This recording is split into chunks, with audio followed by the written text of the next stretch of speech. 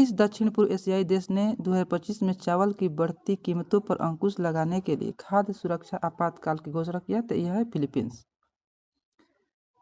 COP28 में हुए अंतिम समझौते में निम्नलिखित में से कौन सा संकल्प वर्ष 2050 तक नेट शून्य का लक्ष्य प्राप्त करने से संबंधित है? जीवाश्म ईंधन की चरणबद्ध समाप्ति। किस देश ने G20 वार्ता की अध्यक्षता की जिसके परिणामस्वरूप अति धनवानों पर प्रभावी कर लगाने पर सहमति बनी? यह है ब्राजील। मई 2024 में हाइपरसोनिक मिसाइल के लिए इंटरसेप्टर को संयुक्त रूप से विकसित करने के लिए किन दो देशों ने अनुबंध पर हस्ताक्षर किया? यह है जापान और संयुक्त राज्य अमेरिका। पारिस्थितिकी तंत्र के पुनर्स्थापना की निगरानी में सुधार के लिए एम फॉर नेचर पहल किस अंतर्राष्ट्रीय संगठन ने शुरू किया? यह है FAO यानी कि खाद्य और कृषि संगठन। अंतर्राष्ट्रीय डिजिटल शिक्षक ओलंपियाड 2024 में रैंक 1 किसने हासिल किया? यह है सुश्री शिल्पी अग्रवाल। अंतर्राष्ट्रीय डिजिटल शिक्षक ओलंपियाड 2024 में रैंक 1 किसने हासिल किया? सुश्री शिल्पी अग्रवाल। सिंधु घाटी सभ्यता के अन्न भंडार का उत्खनन किया गया था कहाँ से? अन्न भंडार हड़प्पा से। भारत का सबसे बड़ा हड़प्पा स्थल कौन सा है? तराखीगढ़ी, हरियाणा। लगातार कितने दिनों तक ध्यान करने के बाद गौतम बुद्ध ने बोधि यानी कि ज्ञानोदय प्राप्त किया था? तो यह है 49 दिन। मौर्य प्रशासक में राजुक कौन थे? राजुक जिला प्रशासक को राजुक कहा जाता था मौर्य प्रशासन में। जैन दर्शन में मोक्ष प्राप्त यानी कि जीवन मुक्त को क्या कहते थे? उसे कहते हैं कैवल्य। यदि एक वस्तु को दोनों सिरों से पकड़कर यानी कि एक सिरा ई हो गया, यदि एक वस्तु को दोनों सिरों से पकड़कर खींचा जाता है तो उस पर लागू बल को क्या कहते हैं? यानी कि एक ये बल, एक ये, दोनों और खींचा जाएगा, इसे कहते हैं खिंचाव बल। प्लैंक स्थिरांक में कोणीय संवेग जो होता है के आयाम होते हैं। पदार्थ की अविभाज्यता का सिद्धांत किसने दिया था? पदार्थ की अविभाज्यता का सिद्धांत दिया था डाल्टन ने। फोटोग्राफी शब्द किसने दिया? फोटोग्राफी शब्द दिया sir John Herschel. Sir John Herschel photography शब्द का प्रयोग किया। निम्नलिखित में से कौन सा एक द्वितीय वायु प्रदूषक है? यह है ओजोन। फेफड़े किस में संलग्न होते हैं? फेफड़े फुफ्फुस झिल्ली में संलग्न होते हैं। निम्नलिखित में से कौन सा एक कोशिकीय जीव है? तो एक कोशिकीय जीव है जीवाणु। प्रत्येक अंडाशय में एकल बीजांड वाले फूल आमतौर पर किसके द्वारा परागित होते हैं? यह होते हैं वायु के द्वारा। प्रत्येक अंडाशय में एकल बीजांड वाले फूल आमतौर पर किसके द्वारा परागित होते हैं? तो वायु के द्वारा। नीचे दिए गए किस प्रकार के पादप वाष्पोत्सर्जन नहीं करते हैं? तो जल में डूबे हुए पादप जो होते हैं वह वाष्पोत्सर्जन नहीं करते हैं। जल में डूबे हुए पादप। प्रत्येक अंडाशय में एकल बीजांड वाले फूल आमतौर पर किसके द्वारा परागित होते हैं? प्रत्येक अंडाशय में एकल बीजांड वाले फूल आमतौर पर किसके द्वारा परागित होते हैं? तो वायु के द्वारा। शुष्क सेल का कैथोड किसका बना होता है? तो शुष्क सेल का कैथोड जो होता है वह कार्बन का बना होता है।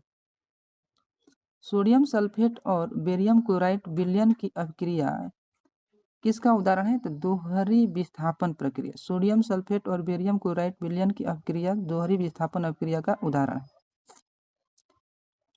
निम्नलिखित में से कौन सा भौतिक गुण गैसीय अवस्था की विशेषता है? तो गैसीय अवस्था की विशेषता है गैस सभी दिशाओं में समान रूप से दबाव डालती है। ये सही है। चार्ल्स के नियम के अनुसार निम्नलिखित में से कौन सा स्थिर है? यानी कि V में T। बर्फ का गलनांक क्या होता है? तो बर्फ का गलनांक होता है 273 केल्विन। निम्नलिखित में से कौन सा पदार्थ पानी में घुलने पर हाइड्राइड उत्पन्न करता है? यानी कि अमोनिया। चपटा कृमियों यानी कि फ्लैट वार्म में पाई जाने वाली विशिष्ट कोशिकाओं का प्रकार पहचाने जो परासरण नियमन में मदद करता है वह है ज्वाला कोशिकाएं। एक अनावृतबीजी की पत्ती में 16 गुणसूत्र है। एक अनावृतबीजी के पत्ती में 16 गुणसूत्र है, तो इसके भ्रूण पोष में कितने गुणसूत्र होंगे? तो 8 होंगे।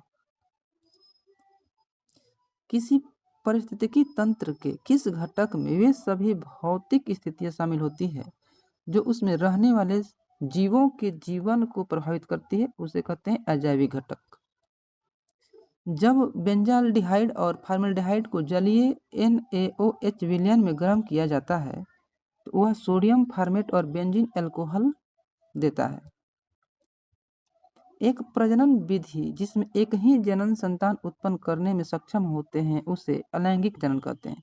जिसमें एक ही जनन संतान उत्पन्न करने की क्षमता होती है उसे अलैंगिक जनन कहते हैं।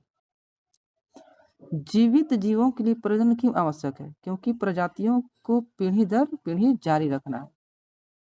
हमारे देश में जंगल के विशाल भूभाग को साफ किया जाता है और पौधों की एक ही प्रजाति की खेती की जाती है। यह अभ्यास किसको बढ़ावा देगा? यह क्षेत्र में एकल कृषि को बढ़ावा देगा।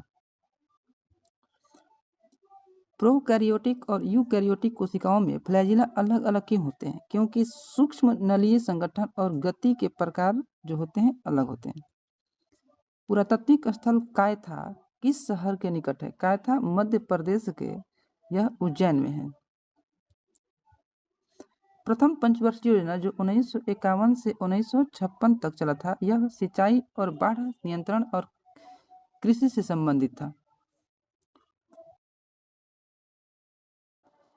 शिवाजी की मृत्यु के बाद मराठा राज्य में प्रभावी शक्ति चित्पावन ब्राह्मणों के एक परिवार के पास थी जिन्होंने शिवाजी के उत्तराधिकारी को पेशवा यानी कि प्रधानमंत्री के रूप में सेवा दी थी।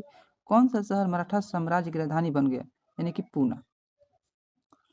बैरम खां के संदर्भ में निम्नलिखित कथन में से कौन सा कथन सत्य है? अकबर ने बैरम खां को खान ए खाना की उपाधि दी, सही है। यह उपाधि साम्राज्य के वजीर के रूप में बैरम खां की नियुक्ति के समय नहीं दी गई थी, नहीं, ये गलत है। बैरम खां को वजीर के रूप में नियुक्ति के समय ही खान ए खाना की उपाधि दी गई थी, इसलिए इसमें एक सही है। बिहार में प्रधानमंत्री कृषि सिंचाई योजना के अंतर्गत कोसी मेची अंतर्राज्यीय लिंक परियोजना के बारे में निम्नलिखित में से कौन सा कथन सत्य है? इस परियोजना के तहत मोची नदी को बिहार में कोसी नदी बेसिन में मोड़ा जाएगा, नहीं, मोची नदी को बिहार में कोसी नदी में बेसिन में नहीं जोड़ा गया, ये गलती। इस परियोजना के तहत पूर्वी कोसी नहर का पुनर्निर्माण किया जाएगा और इसे मेची नदी तक बढ़ाया जाएगा, ये सही है। प्रधानमंत्री कृषि सिंचाई योजना एक केंद्रीय क्षेत्र योजना है, नहीं, केंद्र क्षेत्र योजना नहीं, एक केंद्रीय योजना है, यह भी गलत है। इसलिए इनमें से कौन सा सही है? इनमें से सिर्फ 2 सही है।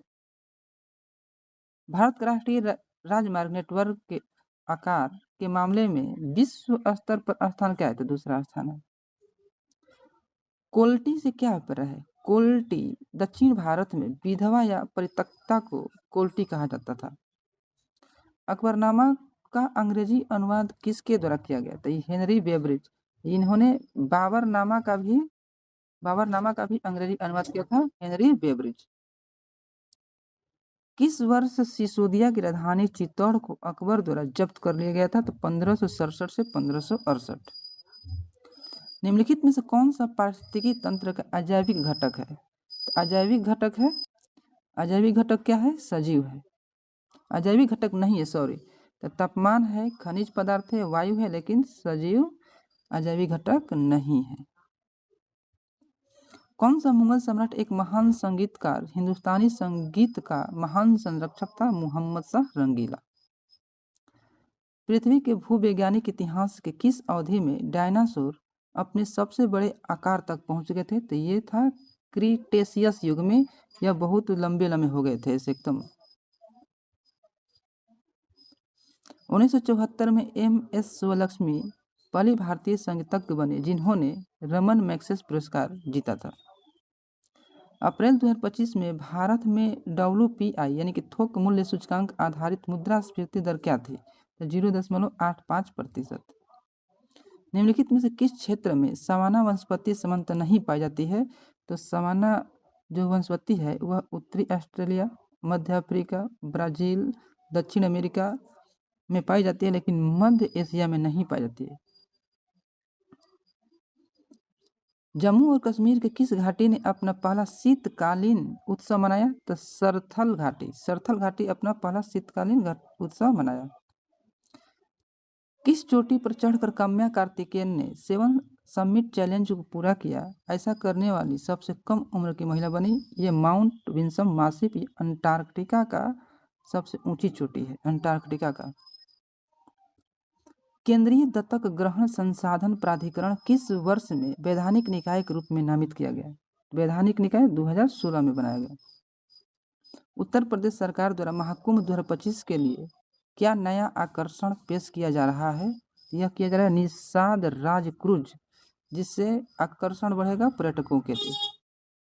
निम्नलिखित में से कौन सा प्रायद्वीपीय भारत की सबसे लंबी पश्चिम में बहने वाली नदी है? तो यह है नर्मदा। नियमित श्रेणी में खेल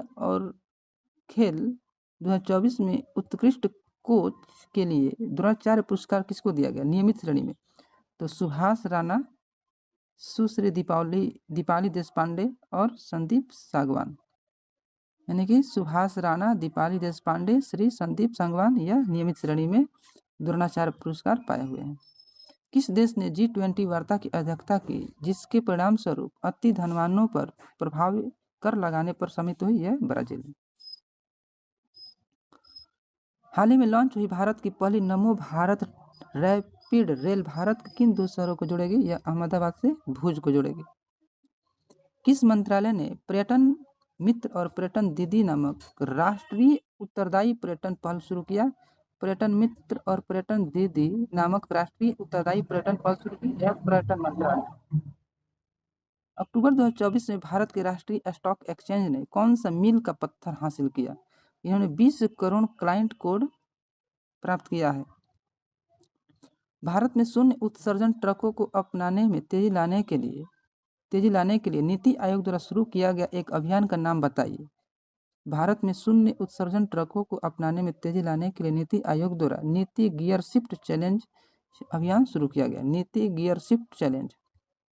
कौन सा संगठन राष्ट्रीय विज्ञान ड्रामा महोत्सव 2025 राष्ट्रीय विज्ञान ड्रामा महोत्सव 2024-25 का आयोजन कर रहा है? तो राष्ट्रीय विज्ञान संग्रहालय परिषद।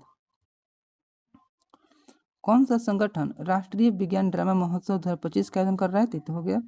किस मंत्रालय ने अतुल्य भारत कंटेंट हब और डिजिटल पोर्टल लॉन्च किया? अतुल्य भारत कंटेंट हब और डिजिटल पोर्टल लॉन्च किया। तो यह है पर्यटन मंत्रालय।